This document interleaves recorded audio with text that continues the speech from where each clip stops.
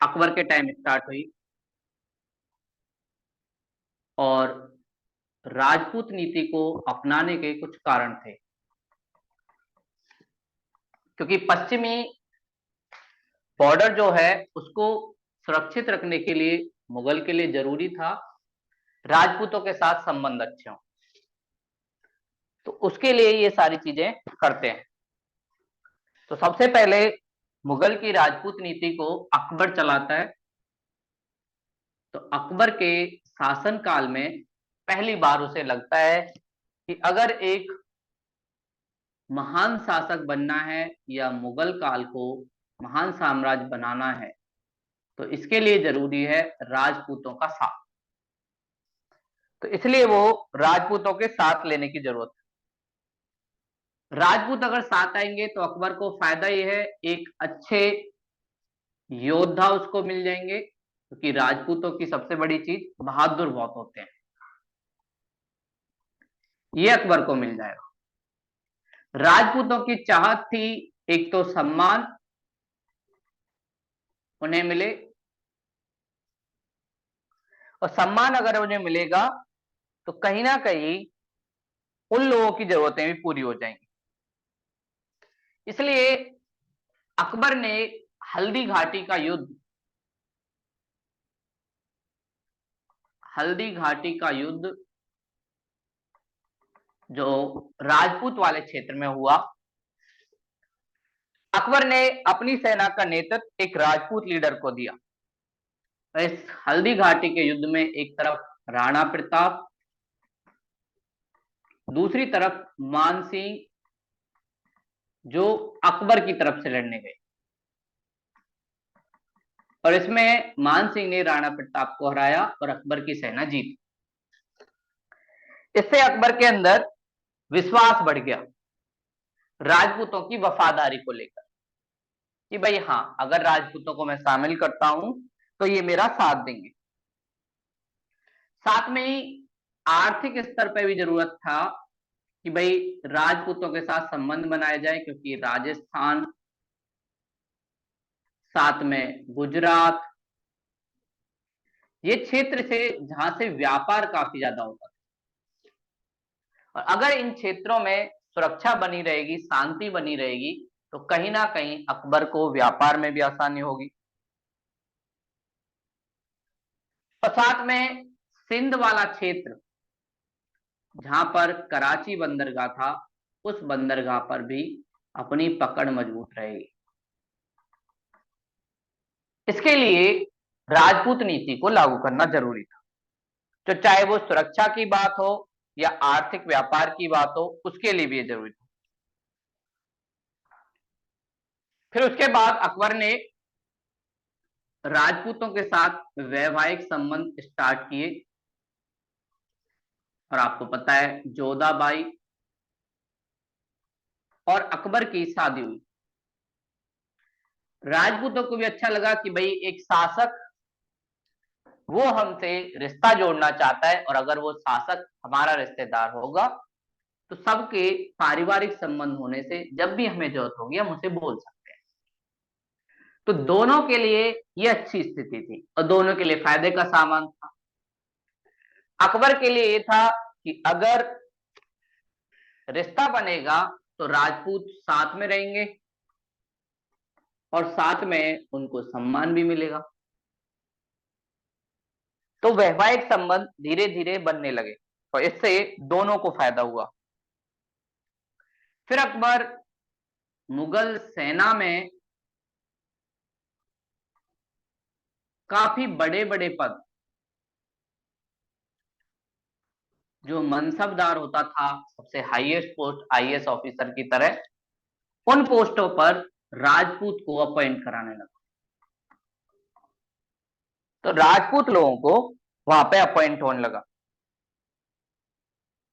साथ में जो राजपूत राज साथ में नहीं आए, जैसे रणथंबोर एक राज्य था जो अकबर की सत्ता को स्वीकार करने के लिए तैयार नहीं, साथ में मेवाड़ था, तो इनके खिलाफ अभियान चलाया गया और इस अभियान में भी राजपूत लोगों का साथ लिया गया। और अकबर इन युद्ध में जीता भी। और अकबर की इसी नीति को आगे चलकर जहांगीर, और जहांगीर के बाद शाहजहां, ये भी कंटिन्यू करेंगे। लेकिन औरंगजेब के समय राजपूत और मुगलों के संबंध खराब होने लगे। उसका कारण था कुछ परिस्थितियां ऐसी बनेंगी जिस वजह से दोनों के बीच आपसी विश्वास कमजोर होने लगेगा। पहली बात तो ये, जब शाहजहां का स्वास्थ्य खराब हुआ तो शाहजहां अपने बड़े बेटे दारा शिकोह को गद्दी पे बैठाना चाहता, लेकिन दारा शिकोह को चैलेंज कर रहा था औरंगजेब। और राजपूतों ने उस समय दारा शिकोह का साथ दिया। तो पहली नाराजगी तो यहीं से थी औरंगजेब की। दूसरी नाराजगी ये थी, औरंगजेब का बेटा अकबर द्वितीय, उसने अपने पिता के खिलाफ विद्रोह किया और अकबर द्वितीय का साथ भी राजपूतों ने दिया। इससे भी नाराजगी पैदा हुई राजपूत और औरंगजेब के बीच। और तीसरा इंसिडेंट तब हुआ जब शिवाजी को एक राजपूत शासक पकड़ के लाया और औरंगजेब के सामने रखा। औरंगजेब ने शिवाजी को थोड़ा झुकने के लिए कहा, शिवाजी झुके नहीं। और फिर बाद में शिवाजी औरंगजेब की जेल से भाग गए। उसमें भी उसको लगा कि राजपूत लोगों ने जानबूझ के शिवाजी को भगाया है। तो राजपूत और औरंगजेब के बीच विश्वास की कमी होने के कारण दोनों के बीच संबंध खराब हुए और धीरे धीरे राजपूत लोग अलग से अपनी साम्राज्य की नींव डालने लगे। राजपूत लोगों के विद्रोह भी हुए, जैसे दुर्गादास ने विद्रोह किया, अजमेर के शासकों ने विद्रोह किया। इससे भी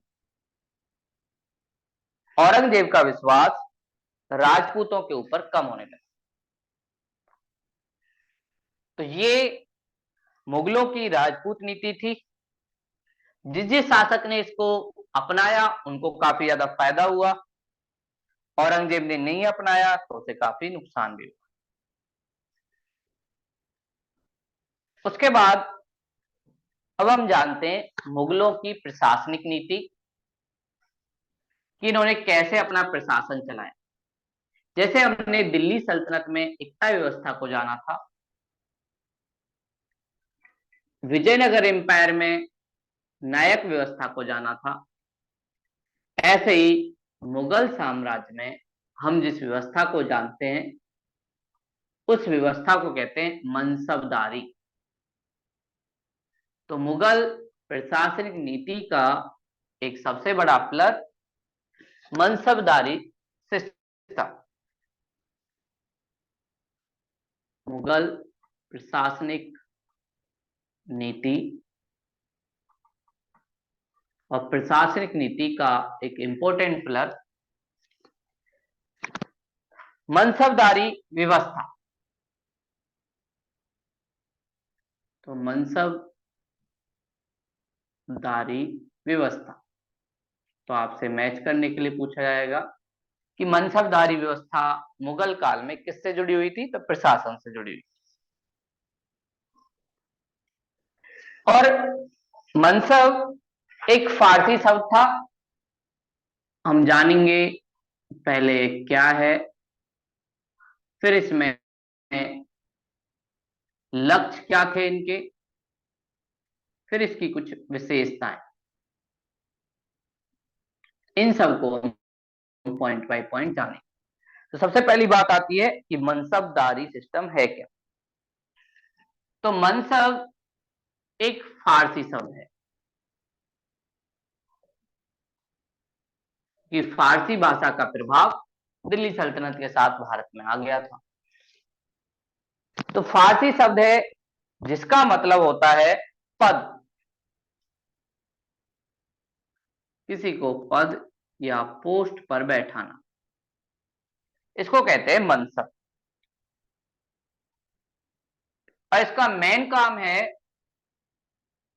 कानून व्यवस्था, कानून व्यवस्था की देखरेख करना, साथ में राजस्व को इकट्ठा करना। जैसे आज के आईएएस ऑफिसर का काम है इंडियन एडमिनिस्ट्रेटिव सर्विस, ऐसे ही मनसबदार का काम। लक्ष्य इसके क्लियर थे। पहला लक्ष्य साम्राज्य को सशक्त करना। जब मनसब सशक्त होगा तो साम्राज्य, मुगल साम्राज्य अपने आप सशक्त हो जाएगा, क्योंकि एक तो उसकी कानून व्यवस्था अच्छी रहेगी, दूसरा उसको आर्थिक लाभ होगा। साथ में कुलीन वर्ग, जो अपर क्लास है, और राजपूत को प्रशासन में शामिल कर आपसी भाईचारा बनाया जा सकता है। अगर इन लोगों को, जो क्षत्रिय हैं दूसरे, इन लोगों को अगर राज्य का अंग नहीं बनाया जाएगा तो ये अलग थलग रहेंगे, और अलग थलग रहेंगे तो दिक्कत होगी। इसलिए भी मनसबदारी व्यवस्था जरूरी थी। और अगली बात, नौकरशाही में दक्षता लाना। अगर एक व्यवस्था नहीं होगी तो पता ही नहीं होगा किसको किसकी क्या जिम्मेदारी है। तो नौकरशाही में दक्षता, तो इसके लिए जरूरी है एक प्रॉपर चयन हो, कौन किसको क्या बताएगा, क्या क्या चीजें बताएगा, कैसे बताएगा, वो सारी चीजें भी मनसबदारी व्यवस्था का हिस्सा थी। तो साम्राज्य को सशक्त करना, साथ में कुलीन वर्ग और राजपूत प्रशासन में आपसी भाईचारे से रहें। अगली बात, नौकरशाही में दक्षता। ये सारी चीजें भी मनसबदारी व्यवस्था का लक्ष्य थी। विशेषताओं की बात करें कि भाई क्या क्या चीजें थी जो मनसबदारी सिस्टम में थी। पहली बात, इनकी नियुक्ति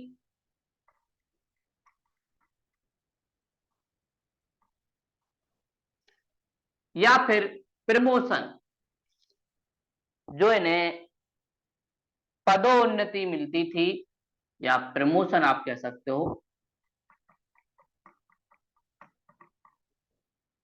या इनका एक जगह से दूसरी जगह ट्रांसफर या तबादला जो होता था, ये सारी चीजें शासक करता था, मुगल राजा, उसका ये काम था। जैसे आईएएस ऑफिसर को अपॉइंट करने का काम राष्ट्रपति करता है, ऐसे ये सारा काम राजा किया करता था। और राजा अपनी मोहर लगा के इनको बोलता था कि हाँ भाई, हम तुम्हें अपॉइंट करते हैं, ये तुम्हारा काम है, इस क्षेत्र का मनसब या जिम्मेदारी आप लोगों की है। ऐसे इनको सारे काम करने के मौके मिलते थे। अगली बात, यह व्यवस्था वंशानुगत नहीं थी, मतलब जेनेटिक नहीं, जिसमें हुनर है उसी को मौका मिलता था। ऐसा नहीं था कि राजा का बेटा या फिर शासक का बेटा उसमें भर्ती हो जाए।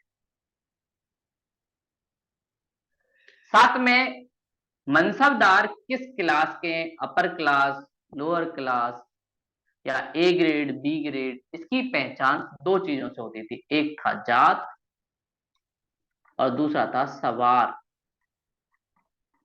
जात और सवार हमें उनकी स्थिति बताते थे। जात का मतलब होता था कि उसका वेतन कितना है।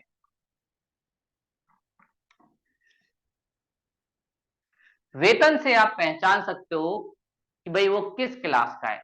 अगर वेतन ठीक ठाक है तो हम बोलेंगे ए क्लास का है, वेतन थोड़ा सा कम है तो हम बोलेंगे भाई हो सकता है डी क्लास का हो। और सवार जिम्मेदारी के बारे में बताता था, मतलब कितने घुड़सवार तुम्हारे अंदर रहेंगे, ये सारी चीजें सवार से पता चलती कि भाई कितने घुड़सवार आपके अंदर रहेंगे, ये सारी बातें सवार से पता चलती।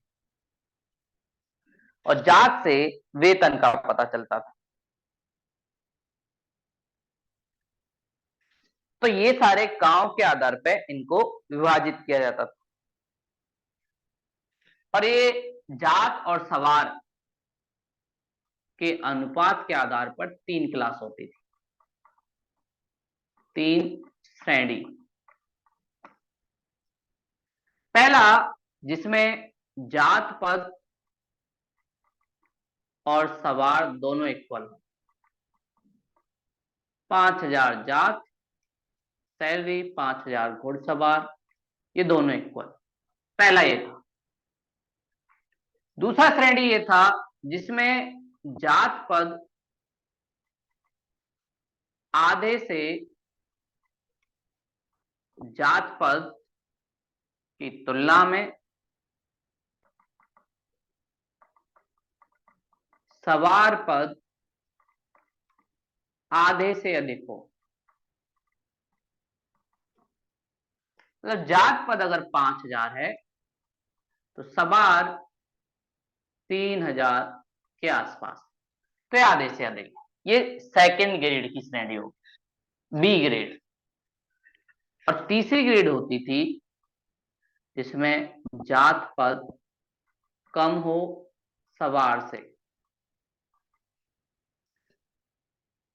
या जात पद की तुलना में सवार आधे से कम।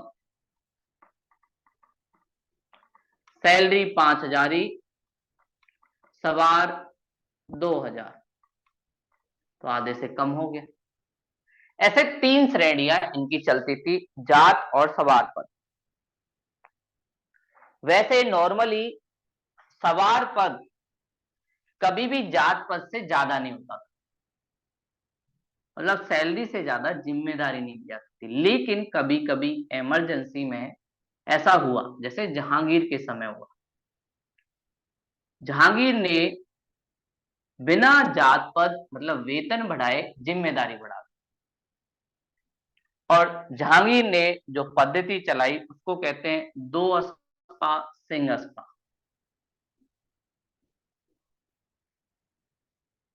सिंह अस्पा, इसमें क्या होता है,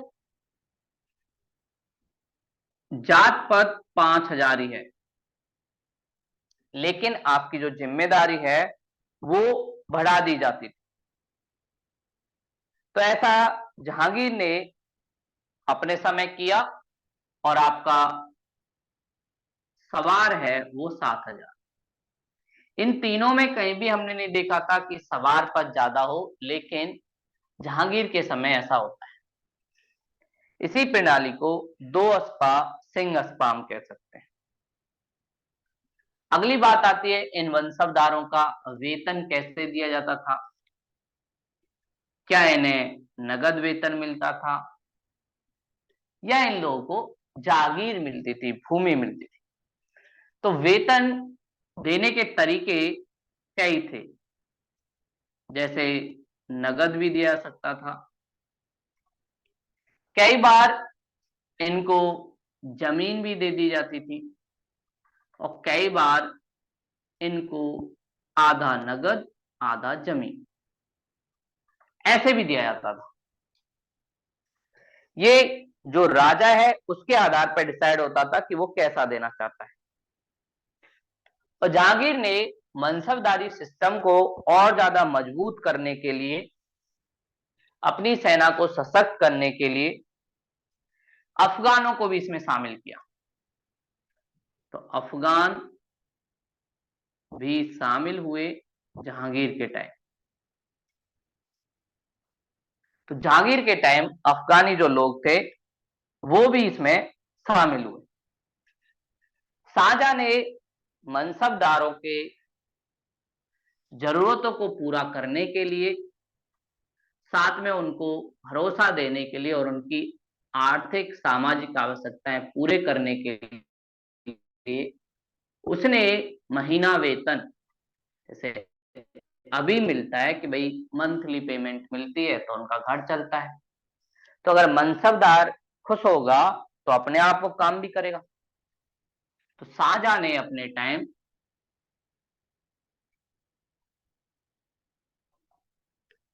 मनसबदारों को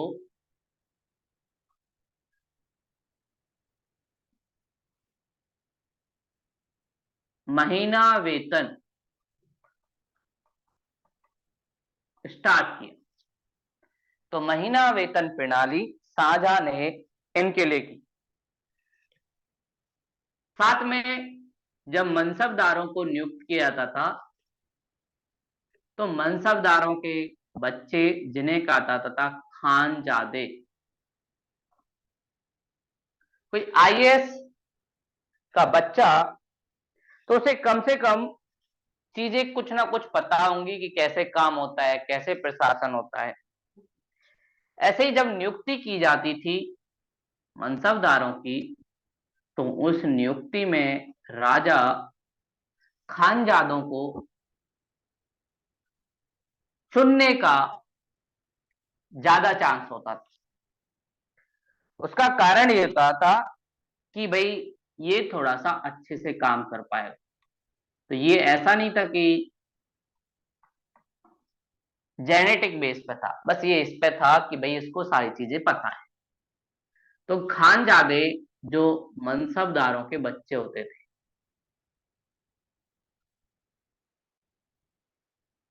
उनको नियुक्त किया जाता था ज्यादातर टाइम, अगर ऑप्शन है तो। और मनसबदार का जो कार्य था वो सैनिक और असैनिक दोनों में होता था। ये नहीं कि ये सिर्फ सेना में ही काम करेंगे, कई बार प्रशासन को जरूरत पड़ सकती है तो इन्हें वो भी काम कराया जाता था। औरंगजेब के टाइम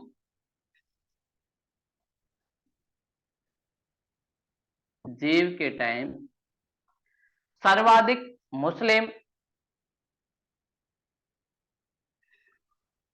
सर्वाधिक हिंदू मसबदार थे। तो औरंगजेब बेशक थोड़ी सी कट्टर नीति अपनाता है, लेकिन प्रशासन में हिंदू मनसबदारों को काफी मौका मिलता है। और औरंगजेब के टाइम ही सर्वाधिक मनसबदार भी थे। सर्वाधिक मनसबदार की संख्या भी इसके टाइम थी, क्योंकि धीरे धीरे नियुक्ति बढ़ती है, कार्य बढ़ता है। जैसे अगर अकबर के टाइम 200 मनसबदार थे, वहीं जहांगीर के टाइम उसने 50 और बढ़ा दिए, 250 हो गए। जहांगीर के बाद शाहजहां, शाहजहां ने और थोड़े से बढ़ा दिए, 500 हो गए। और औरंगजेब ने और थोड़े से बढ़ा दिए, औरंगजेब ने इनको 600 कर दिया। तो इसलिए हमने बोला सर्वाधिक मनसबदार जो थे वो औरंगजेब के टाइम थे, लेकिन सर्वाधिक वृद्धि शाहजहां के टाइम। ऐसे हमें दिखता है। तो मनसबदारी प्रणाली वैसे ओवरऑल ठीक थी, लेकिन कहीं ना कहीं इससे मुगल का पतन भी हुआ। पतन इसलिए हुआ, इन मनसबदारों को जमीन के रूप में वेतन दिया जाता था। तो जब तक सशक्त शासक रहे तो मनसबदारों पर नियंत्रण रहा। जैसे ही सशक्त शासक नहीं रहे तो मनसबदार अपनी आजादी की बात शुरू कर देंगे, क्योंकि उनके पास प्रशासन का अधिकार था, बहुत सारे घुड़सवार सैनिक थे। तो वो लोग क्यों किसी की बात माने, अपना साम्राज्य न स्थापित कर ले। तो ऐसा भी हुआ।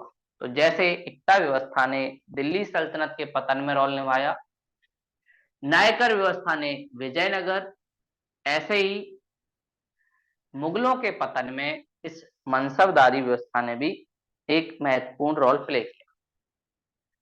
अगली बात आती है भू राजस्व।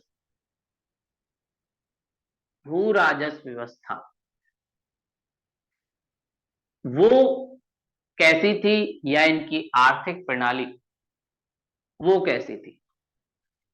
मुगल की आर्थिक प्रणाली, भू राजस्व व्यवस्था कैसे इन्होंने अपनाई। तो मुगल भू राजस्व व्यवस्था पहले के टाइम में सबसे ज्यादा जो आय का स्रोत था वो भू राजस्वी था, और ये हमें मौर्य काल से ही दिखाई देता है। तो मुगलों के टाइम भी सबसे ज्यादा भू राजस्व व्यवस्था महत्वपूर्ण थी, जो आय का एक बड़ा स्रोत थी। तो इन्होंने कैसे वसूली की, क्या क्या चीजें हुई। तो ये भू राजस्व जो होता था, ये उत्पादन में हिस्सा हुआ करता था।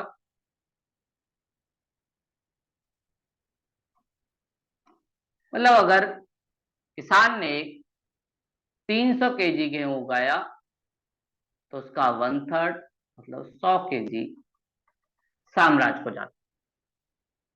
ये उससे एक तरीके से उत्पादन में से हिस्सा ले लिया। अबुल फजल जो आयन अकबरी लिखता है, वो भी इसके बारे में कुछ बताता है। अबुल फजल बोलता है कि आप लोगों से जो कर लिया जा रहा है, ये आपको सुरक्षा, न्याय देने के लिए जरूरी है, और ये एक तरीके से राजा आप लोगों से संप्रभुता शुल्क ले रहा है। कल को आपके ऊपर अटैक हो जाए तो आपको बचाएगा कौन? राज्य बचाएगा। आपको न्याय की जरूरत पड़े, कोई आपको मारे पीटे, आपको बचाएगा कौन? राज्य। आधुनिक समय में भी कर के लेने के यही कारण दिए जाते हैं कि राज्य पुलिस चलाएगा, कुछ लोग जो गरीब है उनके लिए कल्याणकारी व्यवस्था करेगा, मिड डे मील चलाएगा।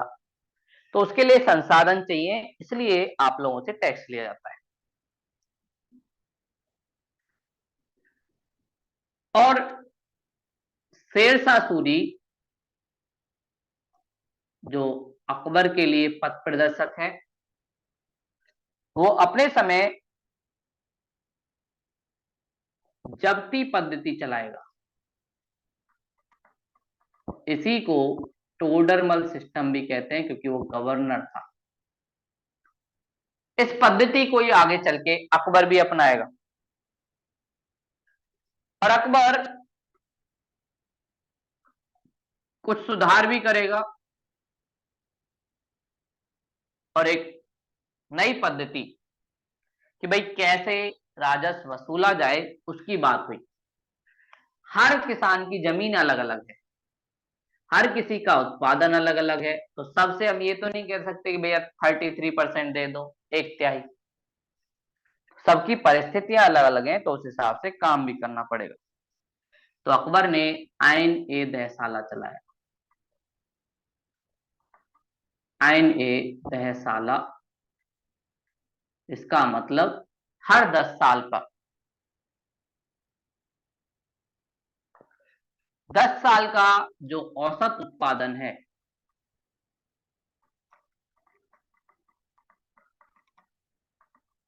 उसके बेस पे काम होगा।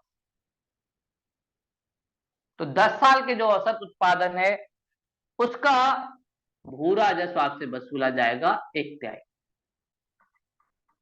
तो ये नहीं कभी आप पे कम हो गया तो वो, कभी आप पे ज्यादा हो गया तो वो, तो उसका एवरेज हम दें। तो ये पद्धति अकबर ने अपने वहां चलाई। साथ में भूमि की माप के लिए, किसके पास कितनी भूमि है, रजिस्टर बनवाना पड़ा, तभी तो वो कर देगा। तो उसके लिए लोहे की कड़ियां उनको बनवाया, उनके आधार पर जमीन को नापा गया। जिसे कहते थे तनाव। तन दिया जाता है, उससे ही नापा जाता था कि कितना है। और साथ में इसने एक इकाई इलाही गज उसको भी दिया। तो एक इकाई इलाही गज उसको भी अकबर ने चलाया। साथ में अकबर ने और ज्यादा समाज के लिए काम करने के लिए भूमि का कई भागों में बंटवारा किया। और बंटवारे का आधार ये था कि वहां पर खेती कैसी कैसी होती है।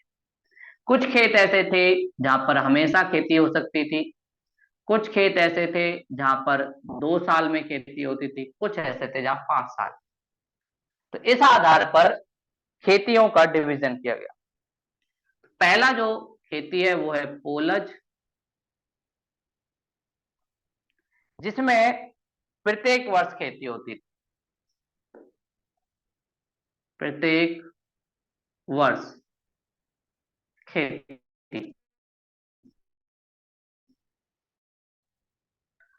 पोलज मतलब अच्छी नहीं, प्रत्येक वर्ष खेती हो रही है इसका मतलब राजस्व भी प्रत्येक वर्ष लिया जाए। अगला जो था पड़ती, इसमें 2 साल में एक बार फसल। इस पड़ती भूमि वाले से उतना ही कर वसूला जाता था, 2 साल में एक बार। पड़ती के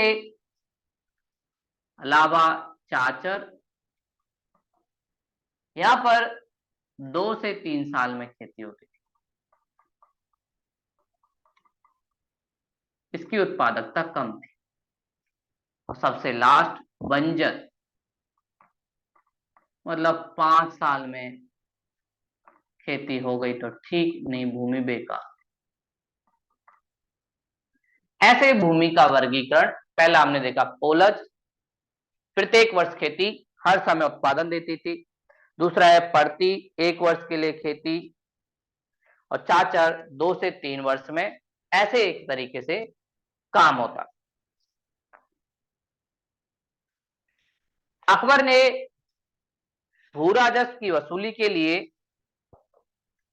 एक सिस्टम तो शेरशाह सूरी वाला अपनाई, जब्ती पद्धति, जिसे टोडरमल पद्धति कहे। इसके अलावा अन्य पद्धति भी अपनाई गई। तो अन्य पद्धति जो भू राजस्व के लिए थी उनको भी अपनाया गया, जिनमें से एक थी बटाईदारी। मतलब इसमें बांटा जाएगा, जितना उत्पादन होता है उसको डिवाइड किया जाए। जैसे अभी बहुत सारे लोग बटाई पर खेती करते हैं कि हमारी जमीन है, आप बीज लगाओ, मेहनत करो, फिर उसके बाद 50-50% बांट लेंगे। तो बटाईदारी पद्धति और साथ में एक कानकून, कानकून मतलब अनुमान, अनुमान के आधार पर भी एक पद्धति चलाई। तो ये 2 पद्धतियां भी चली। इस बटाई वाली में 3 चीजें थी। एक था खेत बटाई,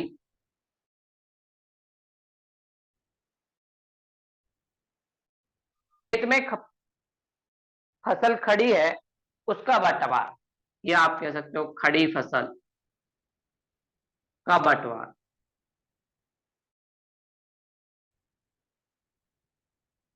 खड़ी फसल का बंटवारा होता था, वो खेत बटाई थी।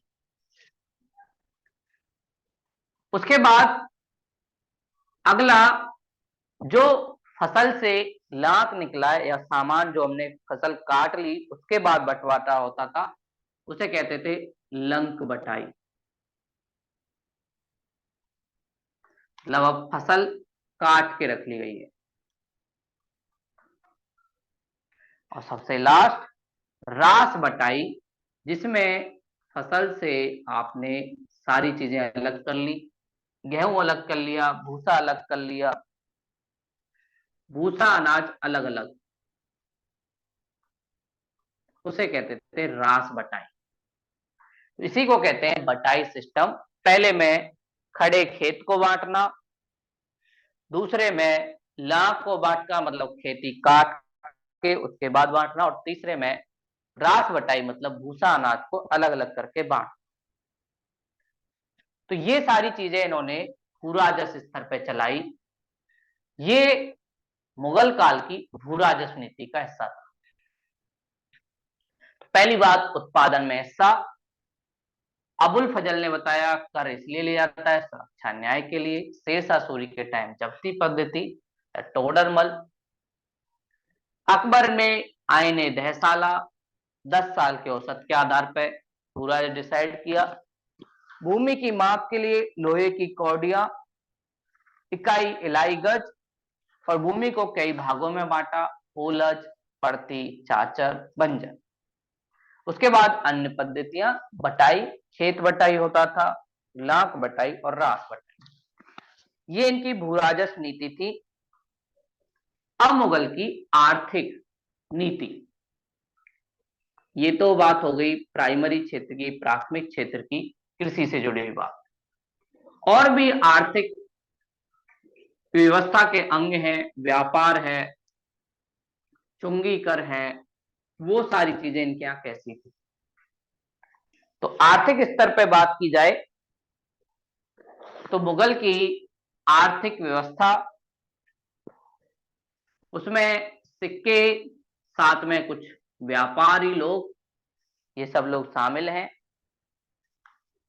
तो मुगल आर्थिक व्यवस्था या नीति, इनके यहां शेरशाह सूरी ने चांदी का एक सिक्का, रुपया चलाया जो आज तक चलता है।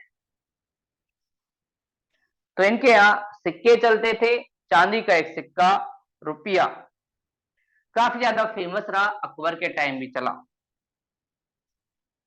अकबर ने धार्मिक उदारता दिखाने के लिए सिक्कों पर राम सीता का नाम लिखवाया। और अकबर के टाइम जो सोने के सिक्के चले, सोने के सिक्के अगर किसी साम्राज्य में चल रहे हैं किसी शासक के समय, तो वो उसकी आर्थिक सशक्तता को दिखाता है। तो इसके यहाँ संसद, ये सोने के सिक्के चले। साथ में चांदी के भी सिक्के चलाए, और चांदी के सिक्के भी दो तरीके से थे। एक थे वर्गाकार,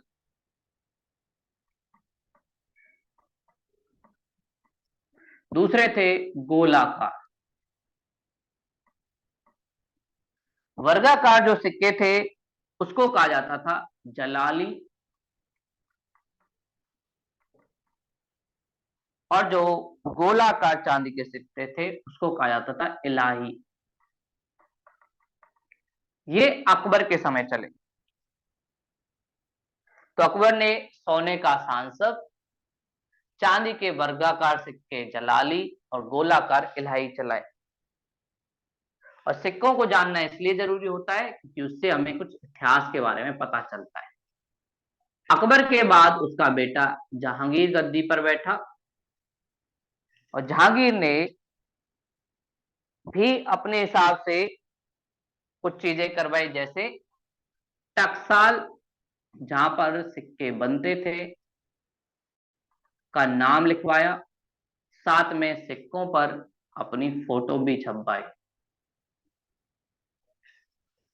जैसे अभी गांधी जी की छवि अंकित है, ऐसे ही इनके सिक्कों पर जहांगीर जी का फोटो था।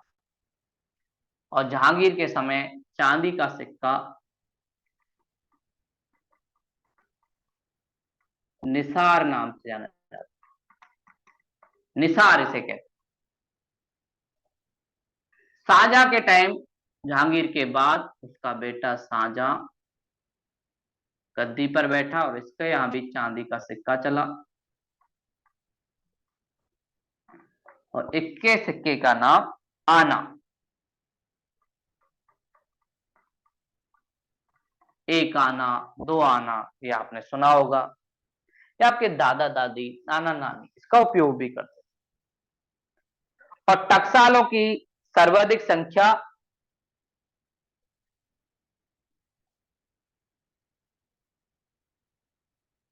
जहां सबसे ज्यादा सिक्के छपे वो है औरंगजेब। औरंगजेब के टाइम में सबसे ज्यादा सिक्के, टकसाल मतलब जहां पर सिक्के बनते हैं। और इनके यहाँ एक ग्रुप था जो व्यापारी बहुत बड़ा था, उसे कहते थे बहोरा व्यापारी।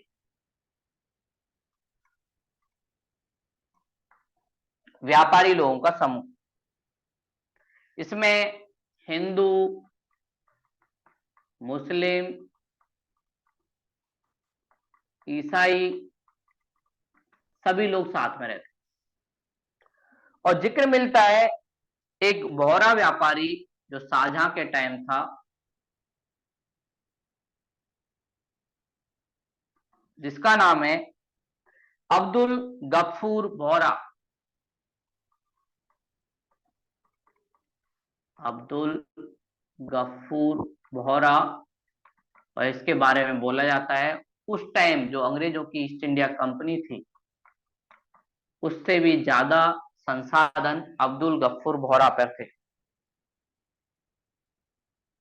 साथ में मुगल के समय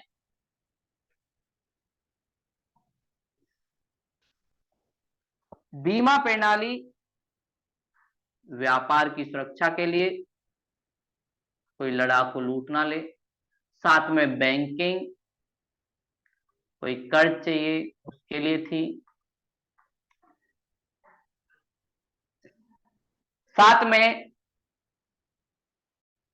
सराफ बैंक का काम करने वाले व्यक्ति बैंक का कार्य करते थे। साथ में इनके यहाँ शेयर मार्केट भी डेवलप थी,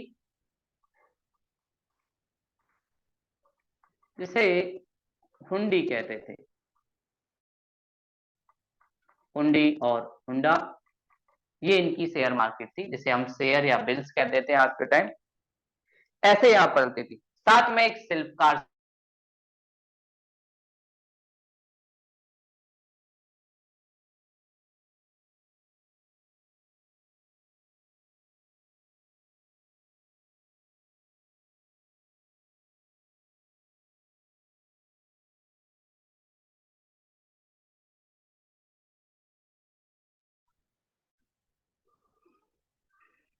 तो ऐसा प्रथा भी इनके यहाँ थी।